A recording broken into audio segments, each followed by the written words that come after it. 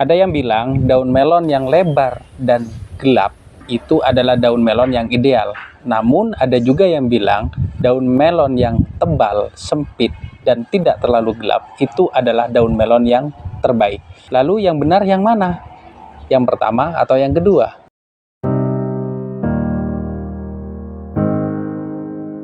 Assalamualaikum warahmatullahi wabarakatuh. Kembali lagi di channel Hortimart.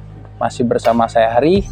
Baik sobat, pada kesempatan kali ini saya akan berbagi tentang informasi yang cukup penting tentang seputar budidaya tanaman melon. Pembahasannya seperti yang sudah saya sebutkan di awal. Jadi di sini daun melon yang bagus itu yang seperti apa ya? Ciri-cirinya dan juga bentuknya itu seperti apa? Sebagaimana kita ketahui bahwa daun itu adalah faktor penentu keberhasilan dalam budidaya tanaman melon. Dengan daun yang bagus, maka potensi keberhasilan dalam budidaya melon itu akan semakin besar.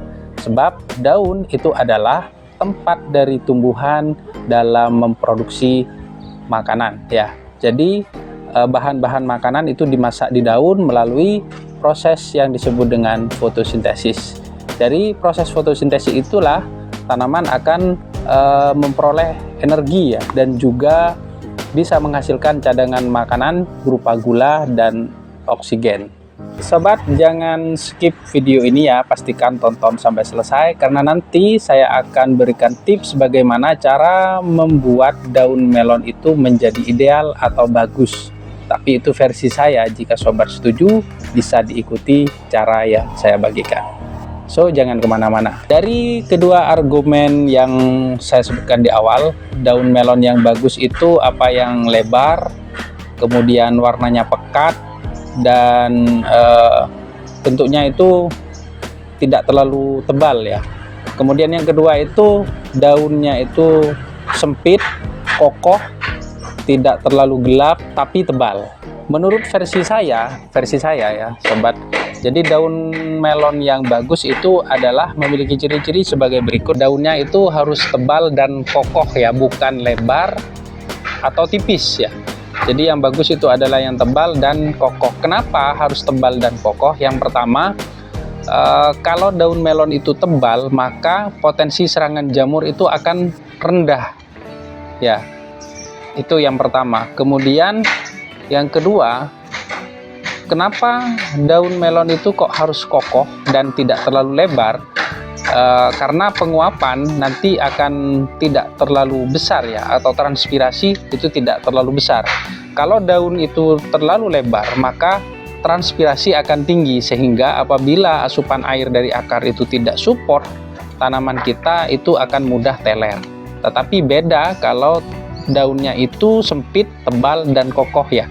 Jadi transpirasinya akan rendah sehingga asupan air yang dari akar itu akan selalu cukup, utamanya di musim-musim kemarau seperti saat ini. Kemudian yang berikutnya, kalau daun lebar dan cenderung tipis itu biasanya daunnya itu menghadap ke bawah ya, begini ya sobat. Tetapi kalau daun itu tebal, sempit ya, dan kokoh itu biasanya menghadap ke atas.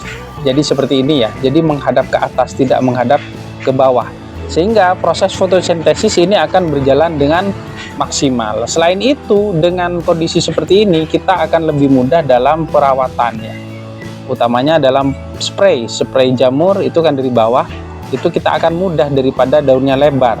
Kalau daunnya sempit, saya kira semua permukaan bawah daun itu nanti akan terkena fungisida secara merata dibanding dengan daun yang terlalu lebar.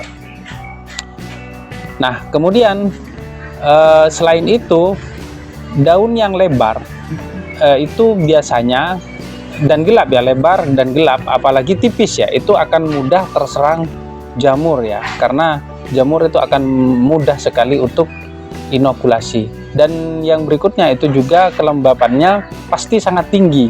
Daun yang lebar-lebar banyak ya, itu jelas kelembapan di sekitar tanaman itu akan semakin meningkat, dan potensi serangan jamur itu juga akan semakin tinggi ya sobat. Kemudian ciri berikutnya itu tidak terlalu gelap ya, tidak terlalu gelap artinya di sini kandungan nitrogen yang diserap oleh tanaman itu tidak terlalu tinggi.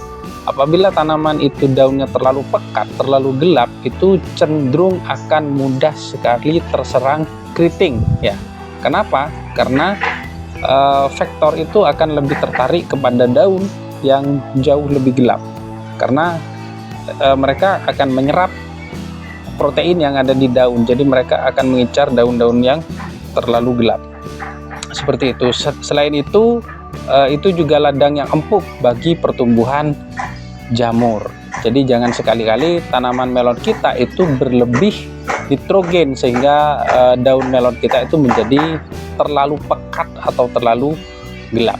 Dan apabila daun tanaman kita itu sehat ya, sehat, kondisi tanamannya juga bagus, biasanya permukaan daun itu akan mengkilap ketika terkena cahaya matahari ya, seperti ini. Itu akan mengkilap ya sobat. Itu tidak perlu kita berikan silika, itu pun sudah akan mengkilap. Nah, sekarang bagaimana cara kita membuat tanaman melon kita itu memiliki daun yang ideal? Yang pertama, kita harus pastikan asupan dari nitrogen itu seimbang dengan unsur yang lain ya. Jadi kalau saya di fase pertumbuhan itu tidak terlalu banyak nitrogen ya, cenderung nitrogennya itu lebih rendah daripada P dan juga K-nya, seperti itu. Kemudian ada nutrisi yang saya pakai di sini ya, ini produknya.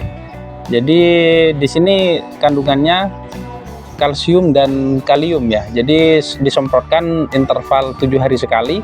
Nah, ini akan membentuk daun melon itu menjadi tebal. Bisa sobat lihat daun melon saya nih seperti ini, yang ditanam seperti ini ya.